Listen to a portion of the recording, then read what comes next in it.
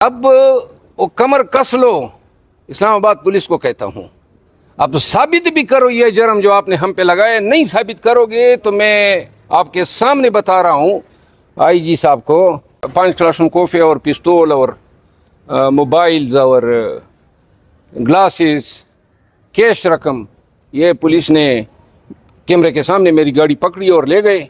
میری گاڑی، میرا اسلحہ، میرے 5 کلاشنکوف اور پستول اور موبائلز اور گلاسز کیش رقم یہ پولیس نے کیمرے کے سامنے میری گاڑی پکڑی اور لے گئے. تو بعد میں انہوں نے مجھے تقریباً 95% چیزیں واپس کر دی ہے.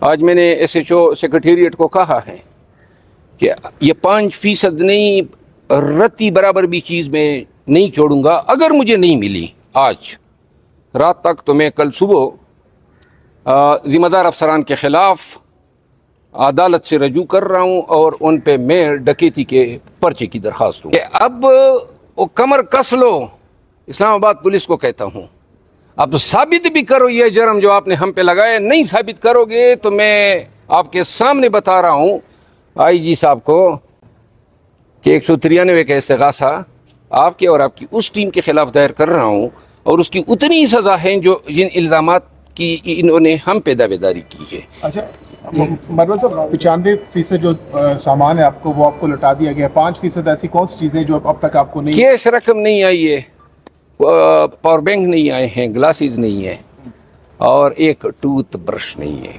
یہ بھی نہیں چھوڑیں گے؟ ہاں؟ یہ سارا کچھ ایک ٹوتھ برش بھی نہیں چھوڑوں گا. یا یہ دیں گے یا پھر جو ہے. مروت صاحب کیش کتنی ہے؟ کیش بھی بتا دیں. کیش تقریباً 7 لاکھ روپے.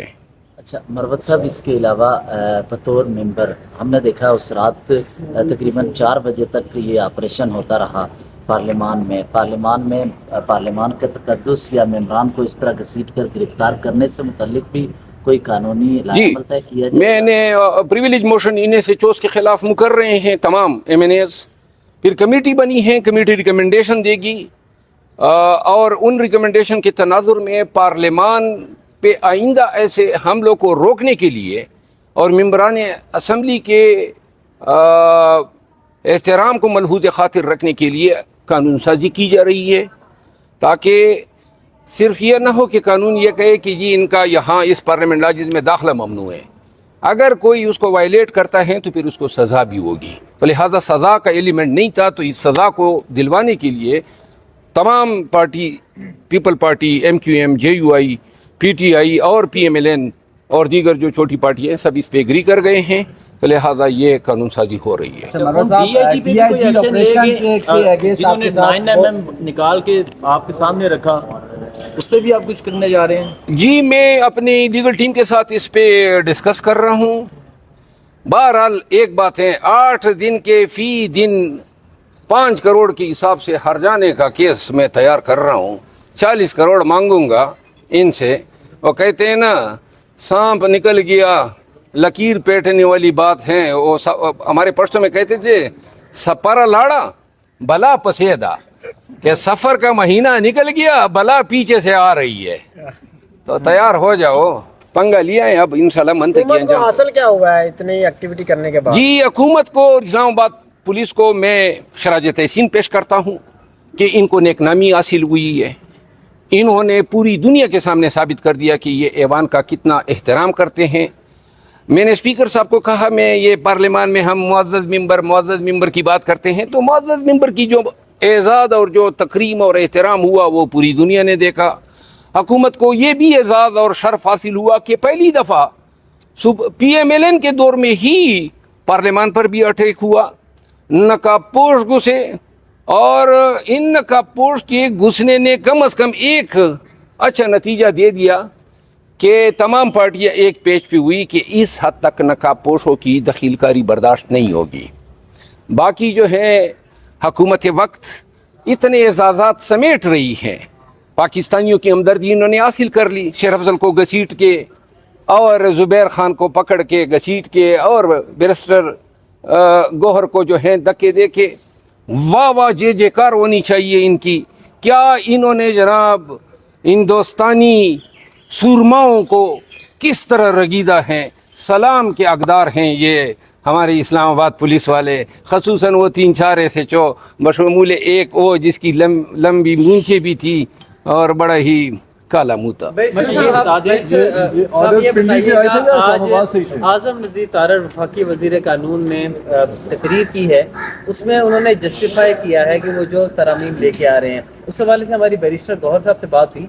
उनका ये कहना था कि मैंने इसका फैक्ट्स एंड फिगर के साथ जवाब तैयार कर रखा था, लेकिन मुझे जवाब देने का मौका नहीं दिया गया। उन्होंने कॉन्स्टिट्यूशन कोर्ट के हवाले से कहा कि मजमूई तौर पर 128 कॉन्स्टिट्यूशन के हवाले से केसेस पेंडिंग है और 28 सुमो मोटो के। इसमें कहाँ कॉन्स्टिट्यूशन के अदालतों की गुंजाइश बनती है? उनका ये कहना था कॉन्स्टिट्यूशन कोर्ट्स के पीछे भी इनकी कोई और सोच है जो ये लेके आना चाह रहे हैं। इसके ऊपर रिस्पॉन्ड करें। मेरा ख्याल ये है अच्छी बात को अच्छी और बुरी बात को बुरी कहना चाहिए, कतई नज़र इसके कि अच्छी बात कौन कर रहा है या अच्छे अमेंडमेंट कौन ला रहा है। बैरिस्टर गौहर साहब कल ज़्यादातर चूँकि उस कमेटी के हिस्से हैं वो हमसे ज़्यादा मालूमात रखते हैं, लेकिन ये जो तरमीम आ रही हैं ये अभी तक सुनी सुनाई बातें हैं। कोई वर्किंग पेपर किसी ने नहीं देखा है, न बैरिस्टर गौहर साहब ने देखे हैं, न ख्वाजा आसिफ साहब ने देखे हैं, न किसी और कैबिनेट मिनिस्टर ने देखे हैं। ज़बानी बातें हैं। चंद चीज़ें जो हैं जिस तरह आज मिनिस्टर ला ने जिनका जिक्र किया, चंद चीज़ें ऐसी हैं जो मुसल्लमा हैं, लेकिन ये कॉन्स्टिट्यूशनल कोर्ट के पीछे जो मुझे इंडिया नज़र आता है वो ये है कि वो सुप्रीम कोर्ट ऑफ पाकिस्तान को डिवाइड करना चाहते हैं। और डिवाइड जो है वो इसलिए कि इनका मौक़िफ़ ये है कि फ़ौजदारी, देवानी अपीलें, सर्विस अपीलें, टैक्स अपीलें, ये तमाम सिविल वर्क और क्रिमिनल वर्क जो हैं एक अपना लोड रखते हैं। कॉन्स्टिट्यूशनल साइड पे जो आर्टिकल 199 में हाई कोर्ट डिसाइड करती हैं या सुप्रीम कोर्ट की अपनी कॉन्स्टिट्यूशनल जुरिस्डिक्शन है आर्टिकल 184(3) में, या फिर एडवाइजरी जुरिस्डिक्शन है, तो उनका मौक़िफ़ ये है कि इसके लिए कॉन्स्टिट्यूशनल कोर्ट होनी चाहिए। इससे ये होगा उनकी राय में कि सुप्रीम कोर्ट इख्तियारात के लिए इतनी एक मुतलकुल अनान इदारा नहीं होगा, क्योंकि कॉन्स्टिट्यूशनल कोर्ट कॉन्स्टिट्यूशनल मैटर के साथ डील करेगी, क्रिमिनल और सिविल मैटर के साथ मौजूदा सुप्रीम कोर्ट डील करेगी, दूसरी को कॉन्स्टिट्यूशनल कोर्ट कहा जाएगा। और अगर ये फार्मूला इसीलिए है कि इख्तियारात की तकसीम हो, तो फिर तो और भी इदारे हैं वहाँ पर भी इख्तियारात की तकसीम होनी चाहिए। अगर आपने तकसीम करनी ही है तो और भी इदारे हैं ना, ताकि तमाम ऐसे मुतलकुल अनान ताकतवर तरीन लोग ना हो जहाँ पे कोई चम भी ना कर सके, तो लिहाजा और पे भी फिर ये नजर करम डाल दें। सब ये जो गिरफ्तारी के दिन थे, इसमें आप असम्बली भी आते रहे, पार्लियामेंट लॉजेस में भी सब जेल करार दे दी गई, तो ये वाकई जिस तरह गिरफ्तारी होती है, कैद खाना होता है, उस तरह था जिंदगी में? मतलब क्या मैंने तो ख्वाहिश ही नहीं की थी कि मुझे लाज में रखें। मेरी तरजीह तो अडियाला जेल थी, मुझे परवाह ही नहीं थी।